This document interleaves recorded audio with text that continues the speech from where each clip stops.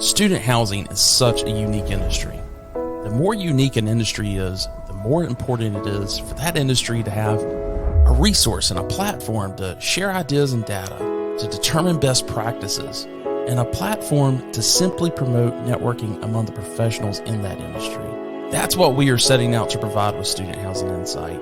But what's even more unique about the student housing industry is how unique those professionals are. They want to make a positive impact on the students and the university communities they serve. They understand they have an opportunity to touch the future. They come to work every day looking for ways to make that future bright. If you're one of those people, come be a part of Student Housing Insight.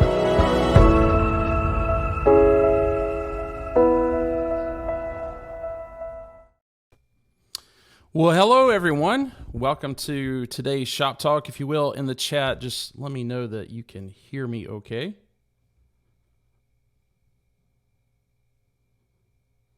All right, guys. So it is Thursday, March 14th. This is the Shop Talk for March 2024. Thanks so much for joining in. If you will, in the comments, would love to know where you guys are watching from. So please put your city in there and tell us hello. As you can tell in the background, I'm missing my North Carolina Tar Heels playing. So hopefully that won't be too much of a distraction for you guys. A couple of housekeeping things really quick that I want to go over. Make sure in the comment section, it's over on the right-hand side if you haven't found it already. Also, if you've got a question for any of our panelists today, and I think we'll probably have a few that you guys have questions for, if you will, put those in the comments. Just put a Q in front of it before you hit send so that I can kind of keep track of it and make sure I know where the questions are at. Well, guys, what we start off with to begin with are the folks from NMHC. If you've never joined us for a Shop Talk before, Dave and Matthew, how are you guys doing? Good. There you go. We're already getting calls. We haven't even started our presentation yet. I'm hoping that's the chairwoman from the FCC that's telling you, hey, she's pulling back all of her proposals. So 100%. Well, hey, we've got a lot of important things to discuss, and I know that Dave, when you sent this over to me the other day and saw the FCC thing on here, I had not heard about it, and so I've probably got a lot of questions for you on that one. But with that being said, I'll hand it over to you. I'm hearing somebody's phone in the background. Don't know whose that is, but maybe if you can mute yourself. We've been talking about this for quite a while in terms of the inability to get legislation passed simply because of the split between the House and the Senate.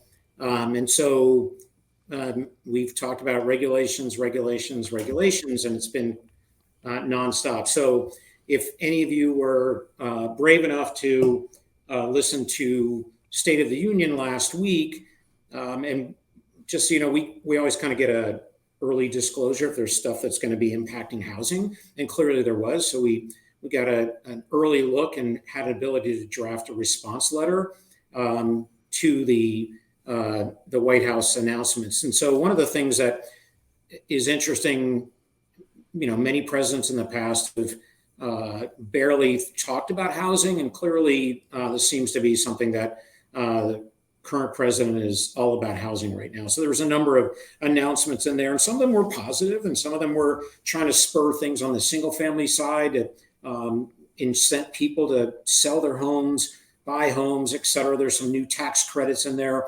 There are oftentimes announcements that come out of the White House are repackaging things that have already happened. And this one was probably a little less than in times in the past. So there really was some specific things that were identified.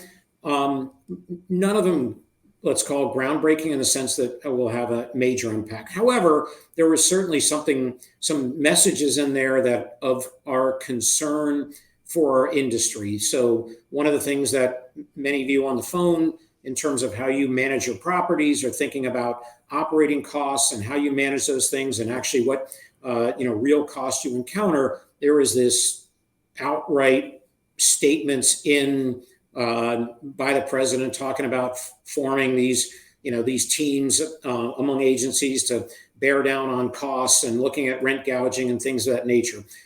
This is problematic only because the fact that it keeps giving this impression that our industry in total, student as well as conventional, are operated by people who only want to charge fees and rent gouge, and that it's kind of an indictment of the entire industry. So we are, as you can imagine, it's something we've been pushing back on. The FTC had a proposal regarding fees last year, and just to give you a sense, there were 60,000 comments to that FTC proposal. So that's kind of unheard of in terms of how much stuff was happening there. But clearly, it really is kind of I'll call it a frontal assault by some regulators in the administration regarding what they deem to be kind of unfair practices.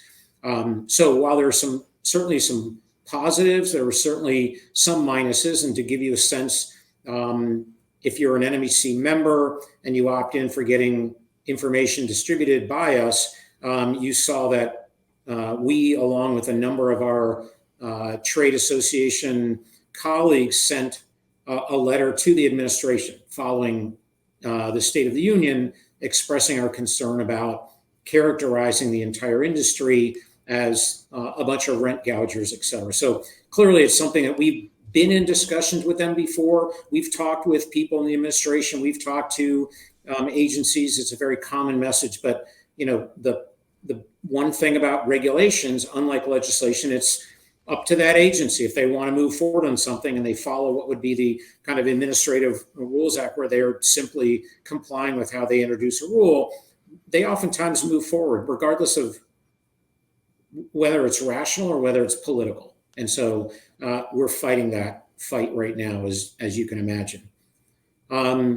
Speaking of agencies, in terms of what they're doing, FHFA has heard loud and clear from us, dating back to beginning of last year, regarding concerns about insurance costs, et cetera. The director of FHFA is certainly very aware of this. She sits on the committee, what's called FSOC, and it's a group of financial agencies in the government who kind of look at what the overall health of the industry. And there is a subcommittee under there called the Insurance Oversight Committee. And so she's brought this up a while ago. And so there's clearly a focus there. Yesterday, the FHFA held a symposium outlining and hearing from a number of panelists regarding the challenges of insurance. And so we give them credit for actually highlighting that. We give them credit for involving NMHC. We actually had one of our colleagues who focuses on insurance as a panelist, and then we had another member who was actually participating who on some of these panels. And so, they're certainly very focused on this as a topic and looking for solutions. There's really not a great answer, but what it says is that if you're going to think about insurance, which I think a lot of people have to do today in terms of what impact it's having on their P&L, it is something you may not have ever paid attention to. And now it is paying attention to those things that will help you lower your insurance costs, work more closely with insurance brokers to kind of help them in terms of their discussions with the actual carriers to look at what resiliency you've built into your buildings. What are the things that may have a positive impact to the actual insurance rates that you're paying. And clearly we know that there are certain locations and certain types of properties which not even being able to get insurance right now is of a major concern. So something that we as a group have paid a lot of attention to, continue to work with both Congress, with the regulators. HUD just came out with some changes or about to come out with some changes regarding their insurance requirements. Freddie Mac made some changes last week. So there's clearly an attention being paid to this, and we're trying to provide some solutions to help address some of these challenges right now. So, Gotcha. Speaking of FHFA, we had another conversation with at the initiative of FHFA with representatives from Freddie Mac and Fannie Mae, who they asked them to work together to understand building codes and how buildings are complying with that.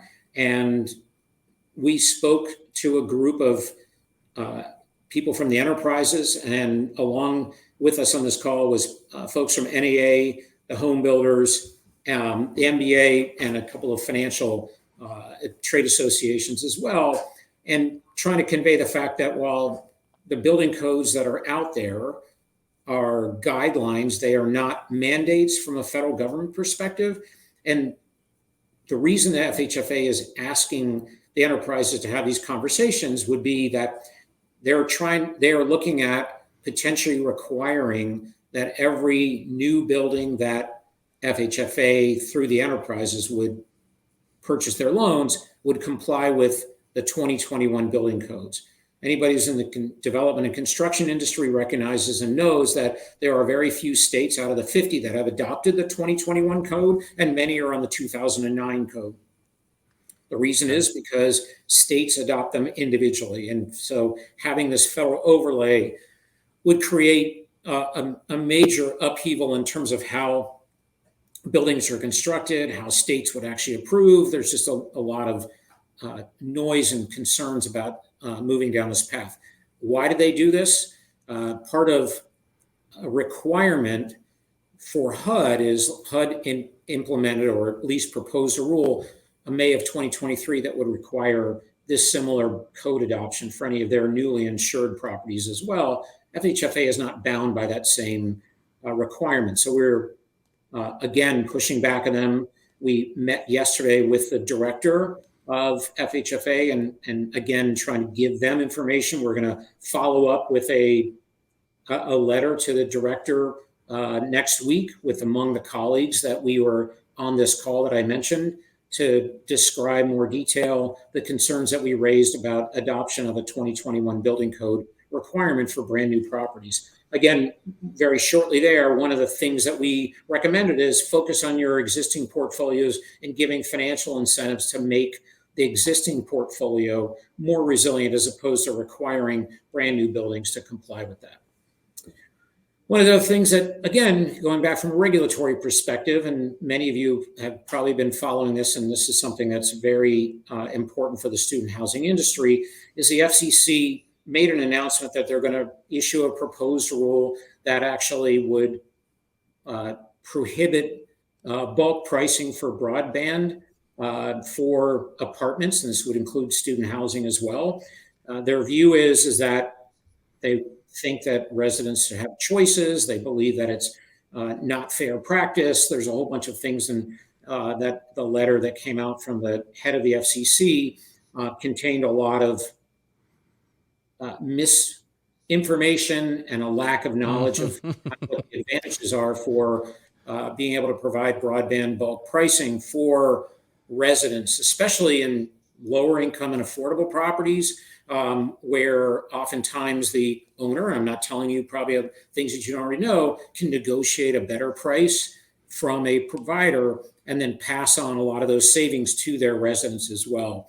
So we actually, one, sent a letter to the administration, two, sent a letter to FCC, and we filed a motion along with 9 other trade organizations to block the issuance of this proposed rule. And so this was in federal court. So it's something that we're not taking lightly, and have started on legal action with this first filing. So we'll keep you guys informed as this thing moves forward, because obviously a lot of you who are providers for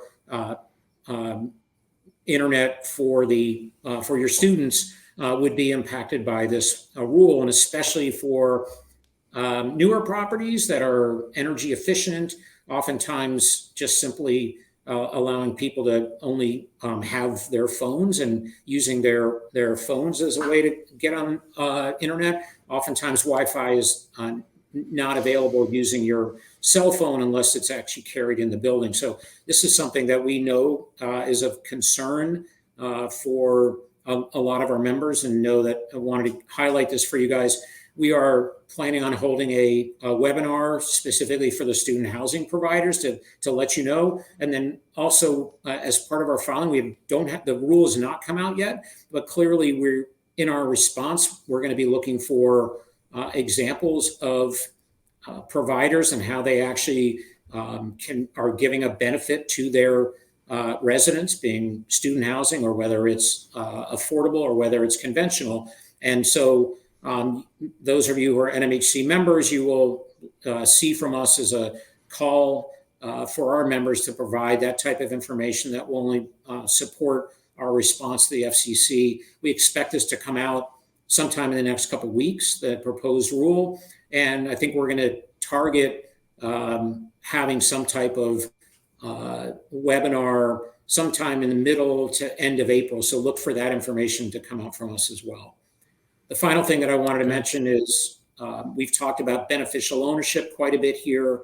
FinCEN, who's also that same regulator of beneficial ownership, has issued a proposed rule regarding registered investment advisors, and a number of your firms may be registered investment advisors depending on how you raise money for your investments. And so the SEC has a guidance over registered investment advisors, and this would actually be a new rule that would have an impact on beneficial ownership like tracking for registered investment advisors. Again, it's another thing that we're analyzing to see what the impact of our members would be.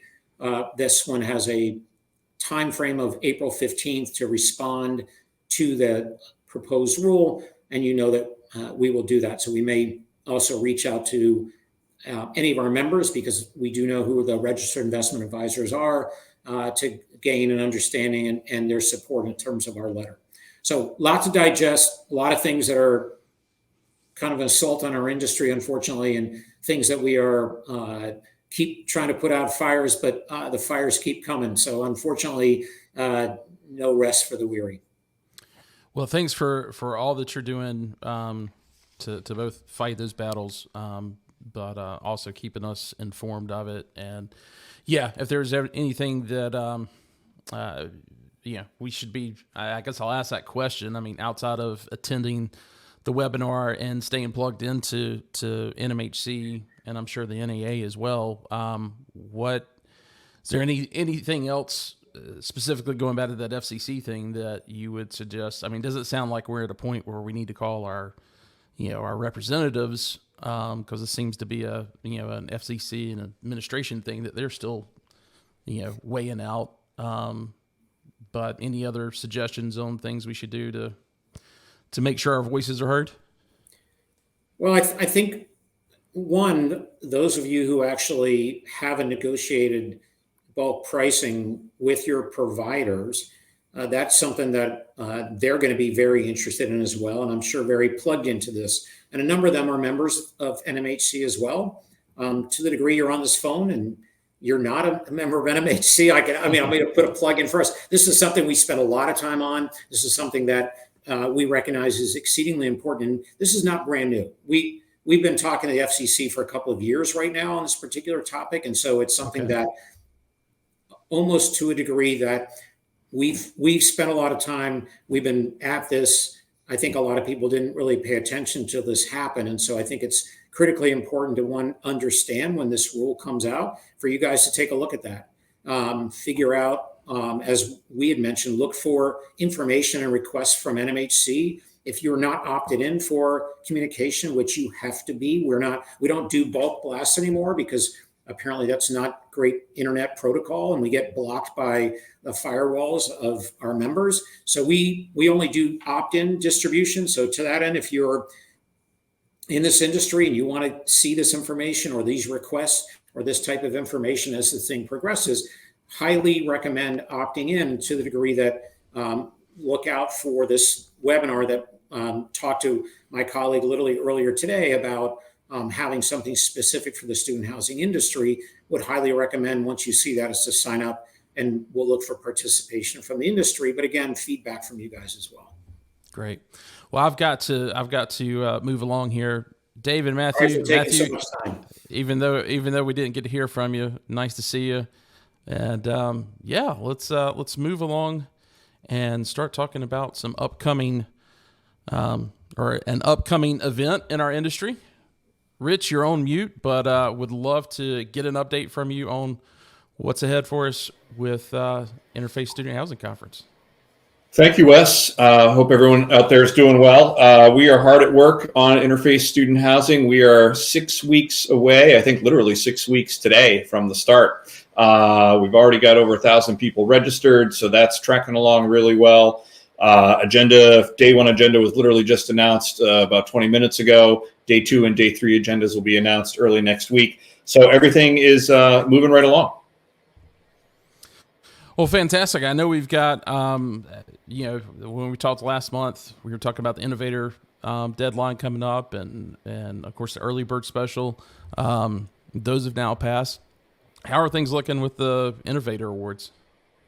Innovator Awards, we had a record number of entries, which is always great to see. It's always also interesting to see what topics and categories are most of interest every year. We also have a record number of judges this year. So those awards that will be handed out on Thursday, April 25th, will really be heavily judged and viewed by all of their peers. So that it's exciting. And I really appreciate everyone that is a judge. Everyone always is so enthusiastic. They get back to us right away. They're willing to do it and put in their own time. So we really appreciate that. Agenda is going to have some cool stuff. A lot of our staple topics of what's going on in investment, development, and finance and leasing, all of which, of course, there's plenty to talk about. But we're going to talk about some other things too: AI, new technologies, things tied in with what's going on with the resident experience. So we've got a lot of fun topics that I think will be very interesting to our attendees. And then also exhibit hall. Sold out exhibit hall, which we're thrilled about. We still have a few spots left open on the 3rd floor where we have some tabletops, and really encourage everyone who will be there in April to go talk to our exhibitors. They're there to help you, and they can help you in a lot of ways. All right. And last but not least, I know this is important just because we talked about it yesterday for this, for a podcast coming up, but hotels. Where do we stand with that right now? Well, there's some big event going on in Austin besides ours. I'm not sure what it is, but it's taken up a lot of hotel rooms. So, we had a very big block at the JW that sold out. Having said that, people's plans change. Some companies book a lot of rooms, don't wind up using them all. So I would tell you to keep trying the JW. You might be surprised. The room opens up, you can get in. We also have a waiting list for the JW. So get in touch with us and we'll put you on that waiting list. We had another room block at the Hyatt Place right next door. There are, I think, a couple rooms left in that, but not many. And then after that, other hotels we approached about doing a room block weren't really interested in working with us because I guess they're all full from whatever this other event is. So, certainly Austin's a big city. It's got a lot of hotels. Everyone will find a place to stay. So that's kind of the report as best I can give right now. Well, great. Well, thanks so much. I'd love to sit and chat a little bit more, but we are behind and got to get caught up. So, Rich, thanks so much for what you guys and student housing business do for our industry, and looking forward to seeing you in April.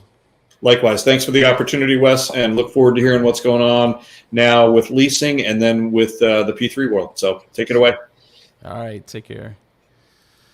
Mr. Matthews. What's up? What's up? Wes, I heard you were facilitating rooms at the Four Seasons because the JW is full. Is that still happening? If I could make it happen, I'll make it happen. So yeah, there we go. No, we're good. Well, hey, interesting few weeks behind us now with pre-leasing, and we had I think everybody's on spring break now, so perfect time to kind of talk about how folks are re-gearing for the second half of the spring semester. Got a fantastic panel here today, so I'll turn it over to you. Awesome. Well, thanks, Wes. I liked how jazzed up Dave and Matt were too. I thought that was worth mentioning. But yeah, very excited to chat through the state of affairs in student housing as of, I guess, last Friday. Couple things to note. I will say there has been a little bit of a slowdown. I think we'll talk about that a little bit with my wonderful panelists. But holistically speaking, about 2% behind. So diving in a little bit, just at a high level before I introduce my panelists and bring them into the conversation, national pre-lease sits at 63.3%. Again, about 2.3% behind this time last year.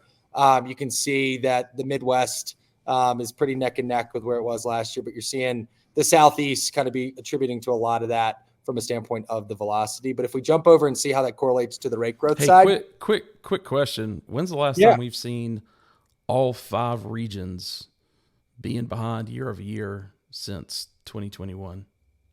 Let's see. I don't think ShopTalk and or anything was really I think we're talking COVID era, like 2022. Yeah. I think this time 4 years ago, students went to spring break and then weren't allowed back. So I think that's really where you started to see some of that decline.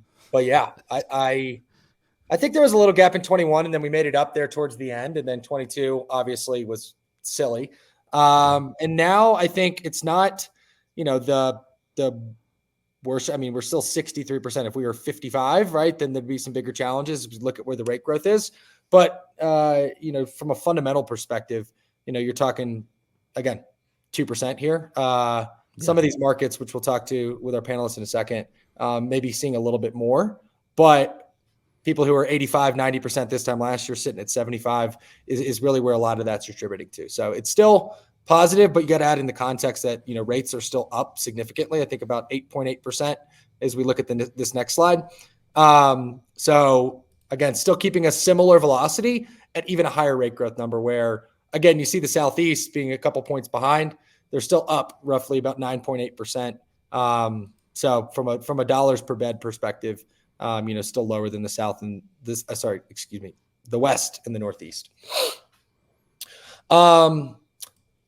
And then again, you see here the 3-year trend graph. Again, we had a little bit more fluctuation there in AY 22, 23, but you can see that upward trajectory. There was actually a pretty significant bump from January to February in those rate numbers for, I guess, from last year. So still keeping pace with how things are moving from that standpoint. But jumping over to the floor plan side, and I want to loop in my lovely panel here before we really dive in too much on that front, and let them introduce themselves so we can kick the conversation off on what they're seeing in their respective portfolios. But we'll kick it off with Kristen. Kristen, floor is yours. I am Kristen Vaudry. I am the Senior Regional Director at Student Quarters. Beautiful. Alex, you're next. Hello, my guy. It's been a second. Excited to be on this with you. My name is Alex Rippey. Well, first of all, can everybody give a round of applause to Alex to making this? You're what, 32, 34 weeks pregnant right now? 34 weeks pregnant. Yep. We've got a couple more weeks left. We're baking just a little bit longer. I keep begging her. Yes, it's a girl. We're so excited. I'm like, this is our first. Stay in there just a couple more weeks. Let me get some rate setting done before I go out. So yeah, super excited. Thanks for that, Wes. Great personal piece there. But VP of Leasing and Systems at GMH Communities. We're one of your mid-sized companies. We're a pioneer in the industry. We have 3 different verticals: our student vertical, our conventional, which is obviously your market rate. And we also have an innovative vertical, which is kind of a hybrid of both. You get to do flex lease terms. If you're in the medical industry, maybe you want to be a traveling nurse, do some med classes, but go home, you can. So super, just a ton of options there. So really great verticals. And yeah, I love to drive revenue and talk on ShopTalk with Wes and Charlie as much as I can. Friend of the program, Alex Rippey, everyone. Oh yeah, absolutely. Awesome. And then Courtney. All right. I'm coming to you today from Athens, Georgia. I work with Landmark Properties. I serve as the Regional Vice President of Operations. Happy to talk leasing today, and hopefully we can add some great insight to what the future holds post spring break. Absolutely. Well, excited to chat through with everyone. And I think, based on the high level information I shared from a national perspective, rates are still strong, but there's been a little bit of a slowdown. I know, we had been discussing in our pre-call a handful of those markets, but Kristen, just to pull it over to you to kind of kick off things. I know you mentioned your main efforts at student quarters are to resolve the issues or the markets that are a pain in the rear. Talk to me about a handful of those markets that are, I wouldn't say keeping you up at night, but giving you a little bit more attention than you had making you pay a little bit more attention than you'd previously thought going into this year. Yeah, I think overall, looking at the rate growth last year that we had at some of the sites and the increase in pre-lease year over year, those are really the biggest places that we are seeing the pre-lease year over year behind now. So, obviously we're starting at a higher average rent growth rate, and we are still wanting to get that high year over year rent growth rate. So, we realize that we're behind in some of those markets due to that. And so we obviously tailor some of our leasing and marketing to help overcome that, but we're also not going to give up those dollars too quick. I like that. And Alex, it's actually funny. I was thinking of you this morning. I noticed University of Nevada, Reno actually had a nice enrollment growth year over year. Oh man, you just have to bring up Reno, don't you? You just have to. I know, but I guess similar question over you. I mean, from a standpoint of the GMH portfolio, are there any markets that you're seeing a little bit of a slowdown or again, we're not, I know we talk about Reno all the time, but that are, I guess, the problem children in the portfolio? Yeah, for sure. So I think there's a couple of different ways to look at it. So number one, the GMH portfolio, all in all, when you're looking at it, I'm seeing some really healthy metrics. I mean, overall, we're about 18 points ahead of where we were last year, high renewal numbers, which is really nice to see. The West Coast, as per the usual, is going to be my stressor, as well as the regionals on my team. California and Reno, Nevada, obviously always dragging. But I think a lot of these properties in our portfolio that you would say maybe are behind year to date or even in the red really aren't, just because those markets, we bumped rates anywhere from 8 to 12%, some even higher. So although they're not in line exactly with the market as well as in line with where we were last year, we're still putting double digits on the board every week. It's just not as substantial as it was last year. But to your point earlier, Kristen, it's because we're getting that rent growth and we don't want to leave money on the table. So slow and steady wins on that case. So yes, the West Coast is giving me a little bit of heartburn. There is some things there, especially in California, that I think is our heartburn areas. Reno, Nevada, knock on all the wood around me, I'm actually doing really well here. So from a GMH standpoint, I know the regional, he's actually on this call right now. He's probably listening and going, Alex, you better knock on wood, because we have some serious success and momentum going on there. After spring break, if it alters at all, I'm coming after you, Charlie. But I mean, looking good all in all. And anything else outside really behind is really because I think it's just slow because of rent growth. Yeah, I feel like there's some more selectivity. And I think at least over the last 60 days, to like kind of kick off this, I guess, 2024, we've seen some of these markets where, like even Knoxville, Tennessee, who's your belle of the ball, like they're 15% behind, but this time last year they were 99%, right? So with those high rate, I think the students are being a little bit more selective, and but at the same time, like the slow and steady, the fundamentals and the supply and demand metrics in most of those markets still shape up to be strong, right? Absolutely. I think you said that very well. It's, contextualizing, we are, rate growth is still there, but, matching that velocity, even only 2% behind it, also gives me some, I guess, to look forward, makes me feel pretty good about the industry as a whole, where rates, I guess, nationally 8.8%, you're still seeing strong velocity. Again, 2% behind. I mean, some people may look at that as a rounding error, but holistically speaking, pretty strong. Courtney, I know you're focusing on various markets around I guess the Northeast, Southeast, Southwest with the Landmark portfolio. What are you noticing out there in the leasing realm? Yeah, well, I'm actually noticing that a lot of our properties have already taken spring break, which might have led to some of our lag in the last couple of weeks. So now that we're back in school in some select markets and really, ear to the ground, maybe looking at working with some fees and things like that. But really the preservation of our ERG is still very much a focus. And we think that we're in a good position. I will say I had a portfolio hit 85% pre-lease this morning. So pretty excited about that for them. Nice. But yeah, we definitely have our eye on a few markets, that Knoxville being one of them. Even Athens, Georgia, we've always had a strong presence here in town with growth, and definitely be keeping an eye on what our on-campus friends are doing. And once those spaces fill, hoping to capture that market.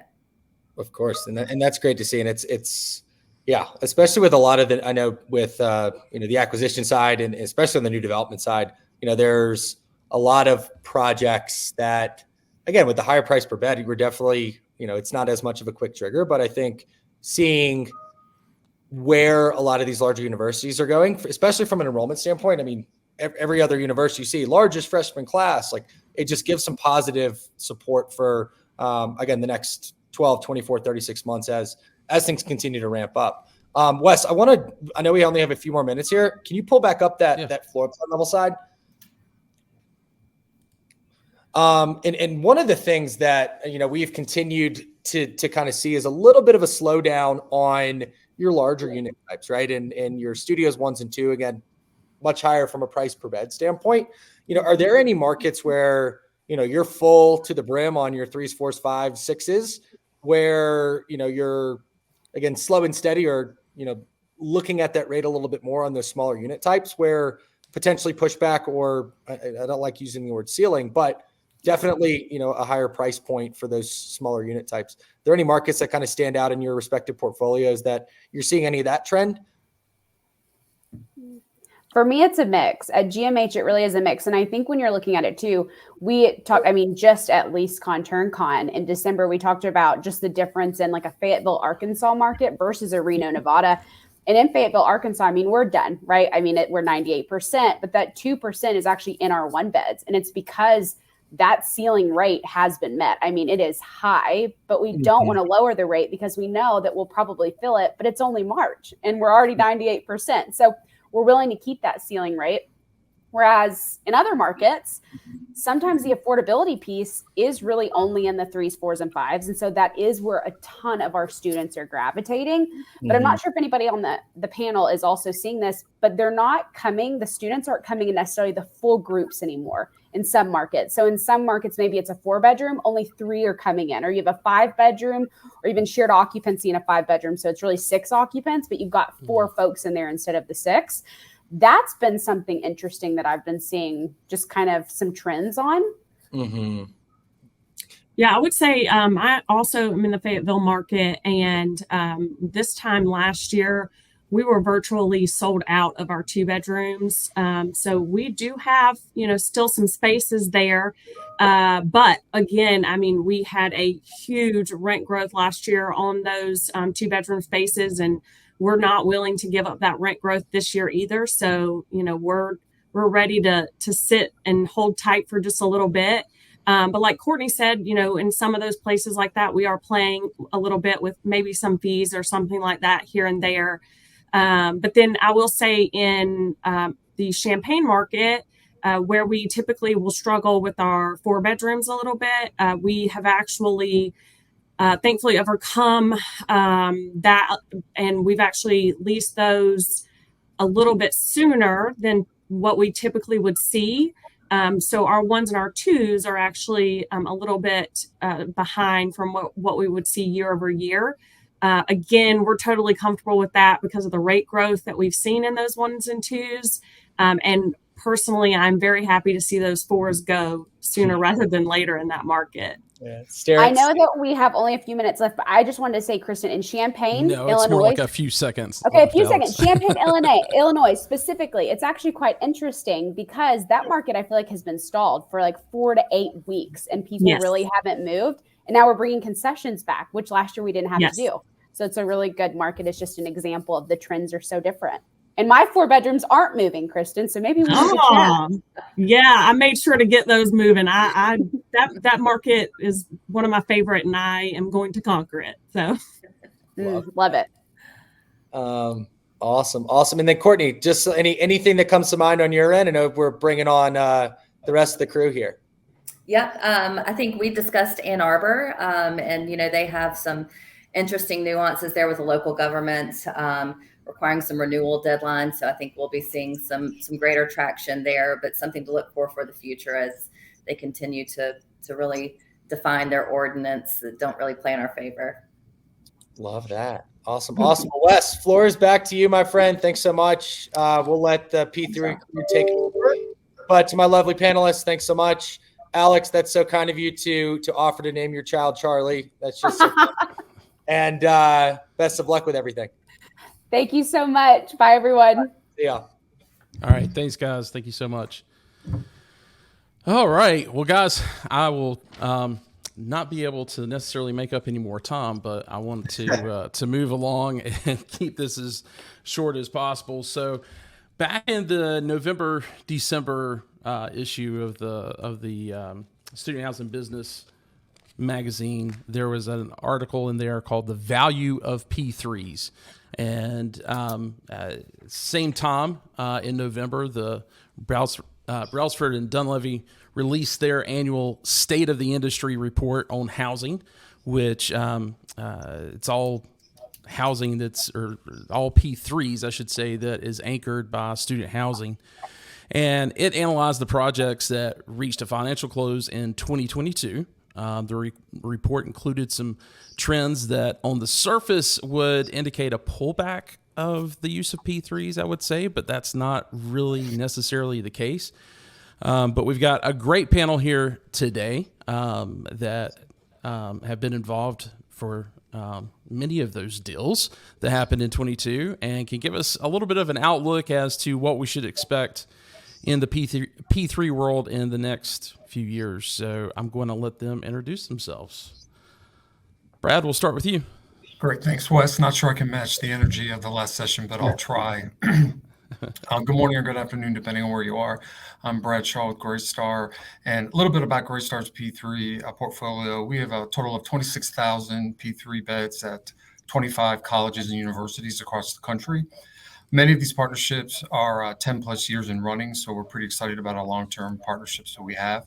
Right now, we're working on three third-party P3s, that's hard to say, at the University of Washington, University of Hawaii, and Napa Valley College in Napa, as well as exploring several additional and second phases at several of our owned projects across the country.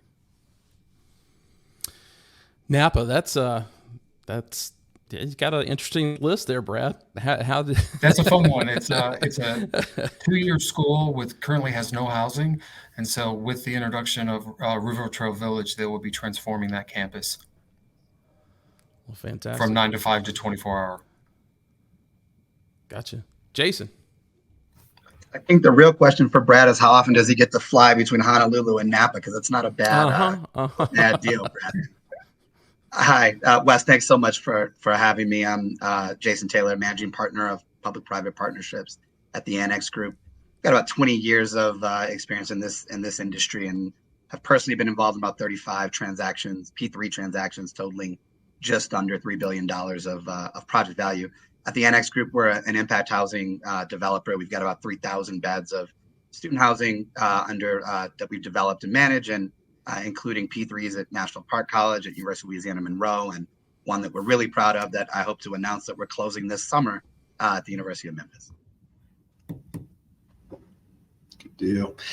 Hey guys, Jeremy Doss, Senior Vice President at Rise. I've actually been with Rise since I interned with them here back in the summer of 2001. So since then, wow, I have been looking back at the numbers. Looks like I have been involved or led 41 of our 100 P3 projects and about 27,000 beds at the 58,000. And about half of the value, $4 billion total value at Rise P3s, and $2 billion personally of those. So Awesome. I've seen it evolve a lot over the years. Well, fantastic. Well, hey, I want to get into from that B&D State of the Industry report. I want to get into that first and talk a little bit about the trends of these deals. You can see there in the first 6 years, 2014 through 2019, you're averaging, I think I averaged it out. It was 20 odd, that were happening, 26 maybe that were happening each year on average. And obviously the deal amount was much smaller than, what we've seen and specifically the past couple of years. But you could see what happened in 2020 with the onset of the pandemic. A lot of things got shelved. A lot of things, were in limbo, obviously. 2021, a big comeback. You've got 21 that happened. You would look at this and think, okay, coming into 2022, you're probably going to stay on par with what happened in 2021. And that didn't happen. We only had 10. We had half of what we had before. And so, on the surface, I think that's a little concerning. But the question that, I've got for you guys going back to 2020 and the number of deals that were, that were out there being discussed in 2019 and 2020 that ended up going into that limbo status, is that something that are any of those deals still, on the shelf waiting to be discussed? And if so, is it more capital concerns or is it more enrollment concerns, or maybe even a little bit of both that's holding those back? Anybody want to take the first stab? I had muted. I'll jump in real quick. I think it's a combination of all. 20, we were off and had a lot in the queue, and obviously COVID threw it off, and everyone just stalled and paused and said, "Okay, well, what happens now?" Some folks really, was a hard stop or hard pause. Didn't get back going quick enough to be in the queue in 21. We were fortunate enough to get a project locked in with GMP and under construction and closed in early 21 before all that supply chain cost increase came that really stalled 22 deals.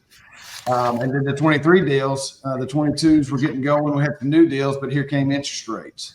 So the ones that got through in 23 broke the formula, found the formula, and there are several, that are queued up, ready to go, waiting to find their path of least resistance and formula. So yeah, I mean, each one individual parameters and a story of their own.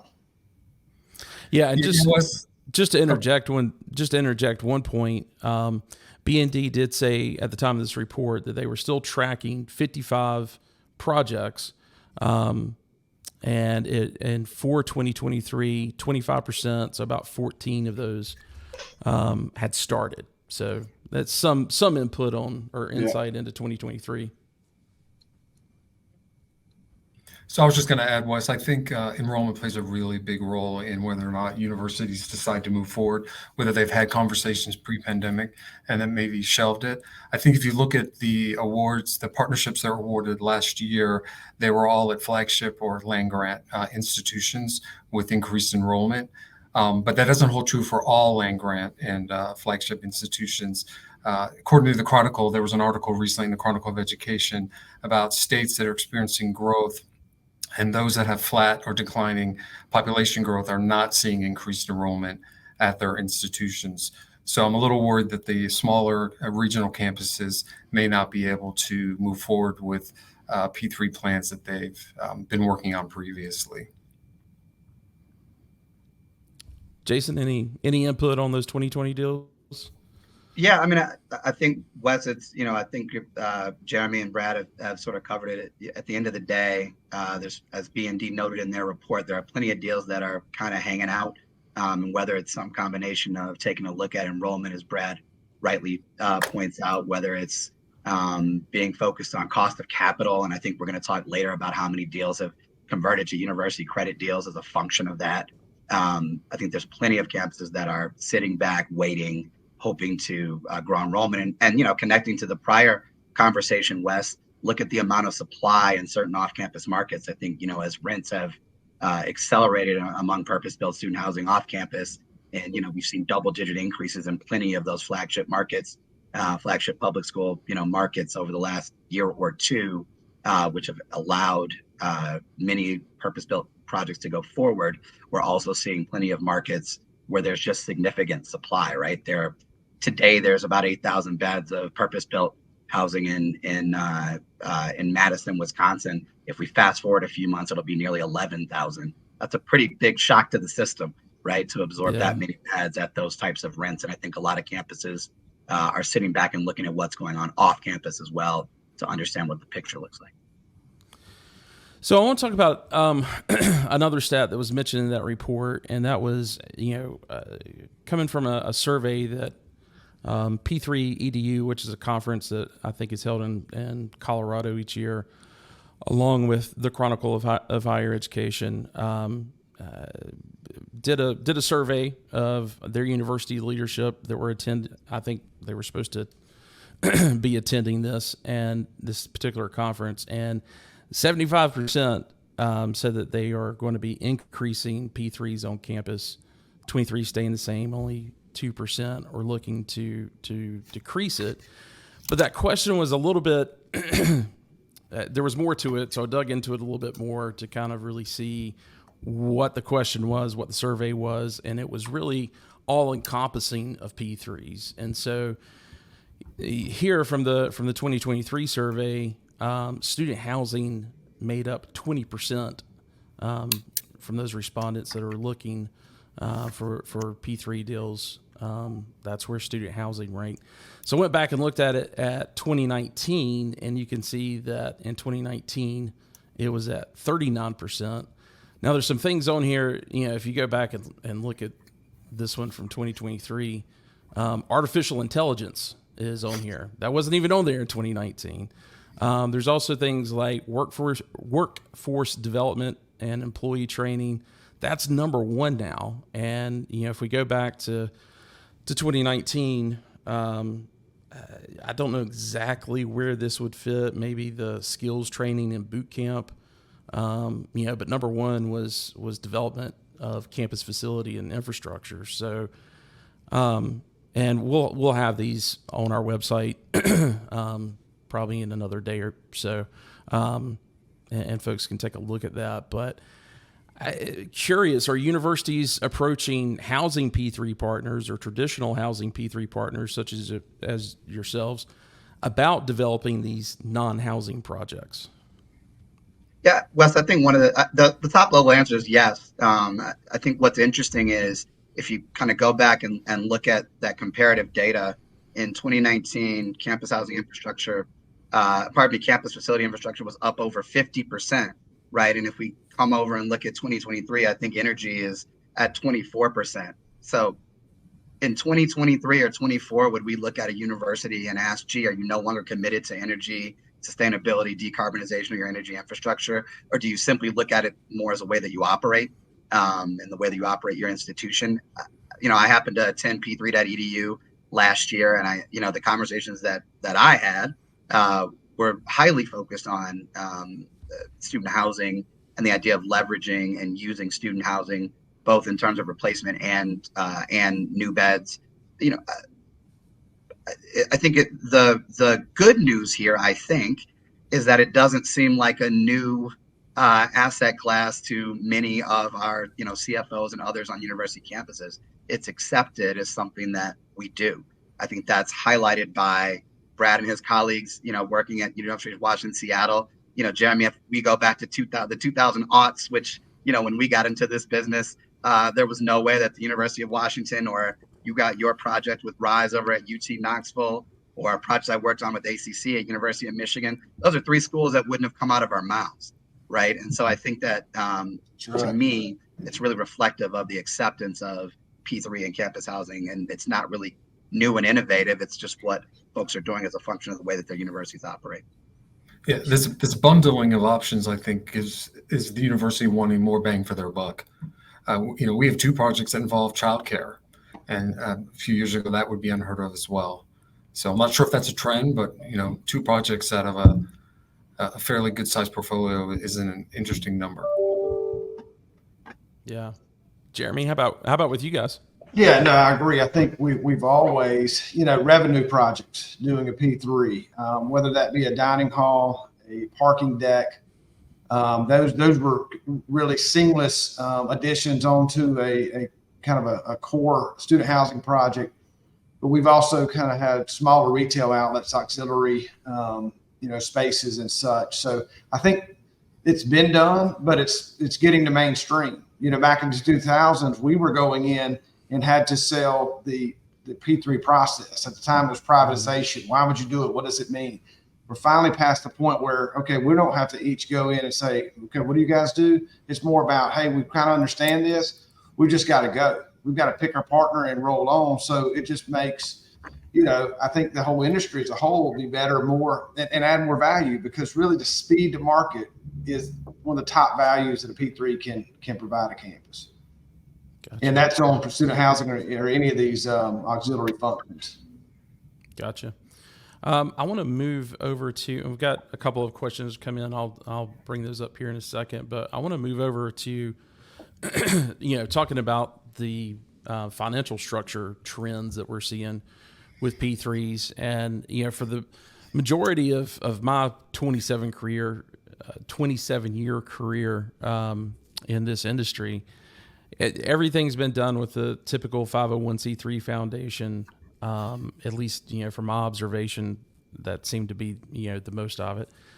And it's funny to call something traditional that you remember seeing the first 501c3 deal that came out of the ground in that format. But again, as you look at this graph that was provided on the B&D report, 10 again was the only number that we had, or the only number of deals that closed last year, but half of those were done on university credit. And I know in the prelim call, I think we discussed a little bit, I don't remember a time, and I've never been, directly involved until the operations side on a P3. So I never remember university credit being, spoken about as an option even.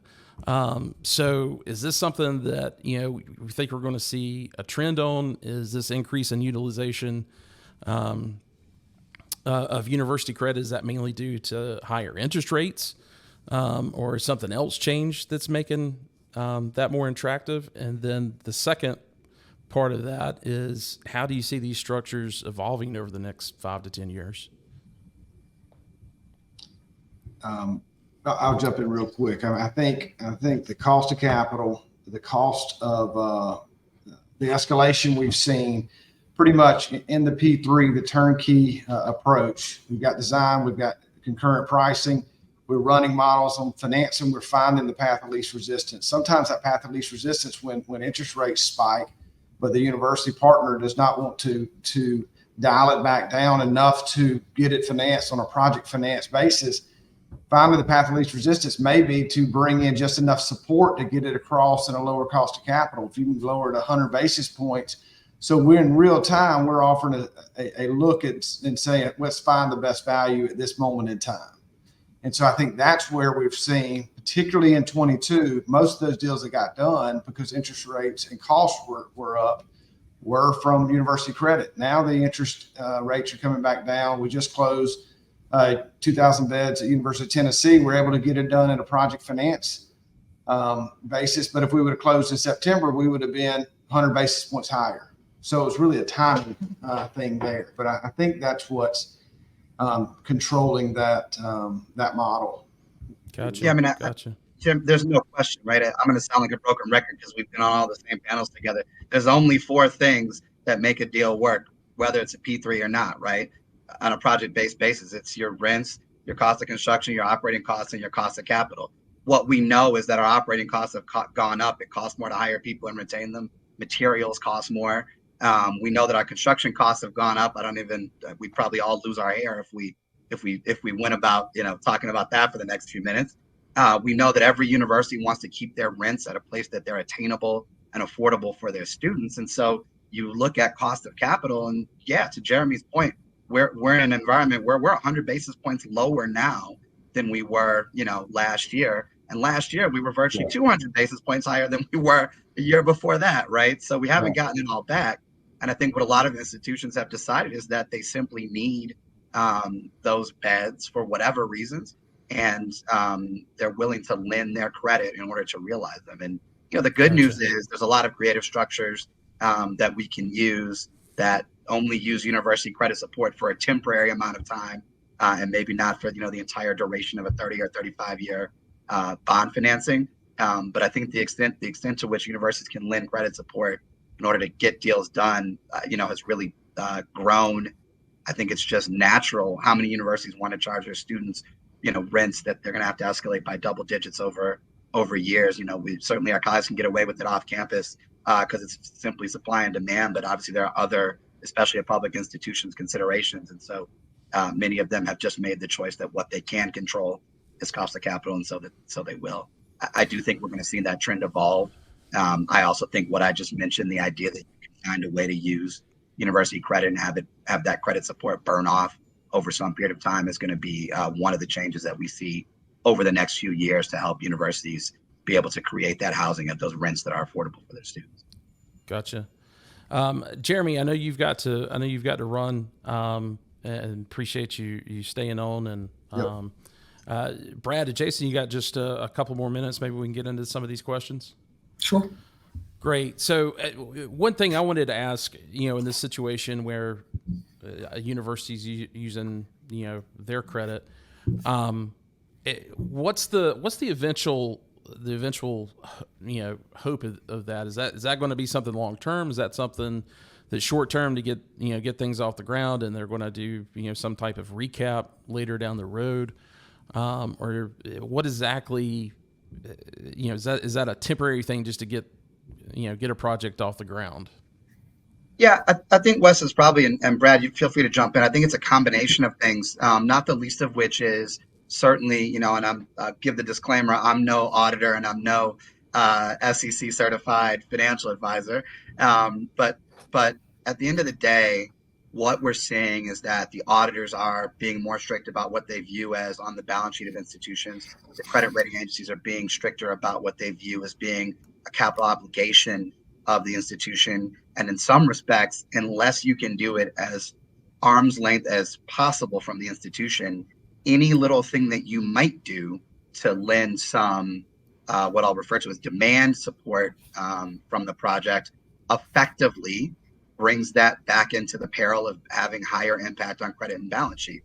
And so for a lot of institutions, they've simply made the choice that we may as well just lend our credit and truly get a lower interest rate, turn down that cost of capital, and allow the project to move forward, versus some of the, art and science, if you will, of trying to be arm's length while also trying to lend operational or other supports. And I would just add, I think the level of control that the university partner wants on the project from start to finish really plays an important role in determining the best path forward in terms of financing. So I've got to ask a question because I've been in enough of these meetings with university administrators. Is there, in thinking about that risk factor, is there a particular background, if you're sitting down with a CFO and you're laying out these, here are these possibilities, is there a background that they're a little bit more, they're like, yeah, let's go ahead and get this done, that lends to that, maybe they've come out of the private sector or something like that, or does it just really have to do more with need, the immediate need? Brad, feel free. Well, I've experienced both. So the CFOs and the decision makers at the table have a real estate background, and so the economics of the deal are the most important aspect of it. And then on the flip side of that, you may have the housing folks and the student affairs folks who are really battling a need for additional beds and really looking to get a program built quickly so that they can relieve some of the stress that they're having in terms of a housing shortage. Gotcha. Yeah, and I think part of the answer is we've gotten better on our side of the industry at how we deliver, and certainly Brad and his group are a great example of how to operate alongside a university. You talk about balancing that risk and what's inherent in that and what universities don't want to give up. We've gotten really good about providing that providing that value as operators and as third-party partners to universities. And the other piece is certainly as more institutions, I mean, look at how many deals have been done in the past 9 years, right? From 2014 forward, as more institutions have gotten more exposure to P3, and we've gotten better as partners at delivering and operating those P3s. I think a lot of the concerns of, Brad, when you and I would sit around, 6, 7, 8 years ago, a lot of those concerns are just gone because we've done it very well. And you add on that so many institutions have presidents or CFOs who've come from the private sector and are maybe a little bit more sophisticated in the way they think about how to use their real estate. Yeah. So a question from the audience. This is from Eric Kioski Smith. 22 deal value, and I'll bring that slide back up. 22 deal value was higher than any prior year other than 21. Details on that. Let me go back to that slslide. Yeah, I mean, I'll jump in here. I think that the biggest part of the answer, and we certainly saw it in 22 was, I think, 105 million. 21 was 177 million. Yeah, I think we're seeing the deals get larger. One, in terms of number of beds. Two, I think we're seeing more deals that look like less efficient buildings from a pure real estate perspective, which is to say with a lot more unrentable square space that universities need to provide their programs. We're seeing more freshman and sophomore housing, for example, that's being done in P3s. The other piece of that is I think that we're seeing larger deals in terms of by number of beds, right? So think about 3 deals that Brad into the thousands of beds that Brad and his colleagues are doing at University of Washington, 2,000 beds that Jeremy and his colleagues just closed at University of Knoxville, 2,300 beds that my colleagues at ACC closed last year at University of Michigan. I think we're just, and the bulk of those not being relatively efficient apartment units, but being incredibly inefficient freshman, sophomore suite and other types of units, semi-suite and traditional units. So I think it's just an evolution of the product type, the size of the deals, and what we're seeing in construction costs. Gotcha. So one last question that I've got, and a lot of the research that I was reading about it, preparing for this, there was a lot of discussion going back to the financing structure part of it about getting credits from Inflation Reduction Act. Is that something you guys are having more and more conversations about? I don't know if you want to take that one. I can't. No, that's a tough one for me to take. Yeah, I think it's a tough one for all of us. The answer is there's one deal out there right now. I think our colleagues at Balfour Beatty are executing at the College of William and Mary, and that's going to be the real guinea pig, right? The issue is most of the time when we're talking about tax credits, you have to have taxes that you're paying to credit it against. And so if we're talking about a tax-exempt bond financing, or if we're talking about an equity financing at an institution that because of the P3 enabling laws in that state doesn't have to pay property taxes, then you sort of turn around and go, well, what's the purpose of when you get tax credits when you're not paying taxes? There are some incentive programs like the 45L program under the Inflation Reduction Act, which are inherent in purpose-built sort of on-campus student housing, right? Whether it be Energy Star compliancy or other sorts of environmental and decarbonization and efficiency. They're inherent in everything that we deliver and have been for years. The question is, where can you actually apply those credits and those incentives? What I understand is that it's typically applied and you're able to realize those credits, unlike, for example, affordable housing tax credits or historic tax credits, where you can realize those tax credits during development. You're typically realizing those credits when you're actually operating and getting approval for those credits when you're actually operating and open. And so I think we'll be looking in the Mary and others to determine whether and how the conditions exist that we might use those tax credits and how we can actually use them in an underwrite to make a project more economically feasible. Well, it should be interesting to see. It doesn't, we can't patent these financial structures, so it's pretty interesting to see. We all get to see everyone else's stuff, Wes. That's the fun part. Yeah, you just got to count how many arrows the developer has in their back when they when they get done with it. So, well, guys, thanks so much for being a part of this discussion. I could probably go another 20 minutes asking you guys questions, but this is an hour-long show, and we've gone over 10 minutes already. So, thanks so much for giving the extra time, and I'm sure I'll probably see both of you guys at Interface, but if not, thanks again. Thank you. Thank you so much, Wes. Good seeing you, Brett. You too, Jason. Well, guys, if this brought any value to you, I hope that you will share this with your colleagues. You can tell them to go to shoptalk.info to sign up for all of our updates and notices about our upcoming meetings. Again, that's just shoptalk.info. Again, our next one, we will have another one next month, actually before Interface, which will be on Thursday, April 11th at 1 p.m. once again. So please put that on your calendars, and we'll talk to you soon.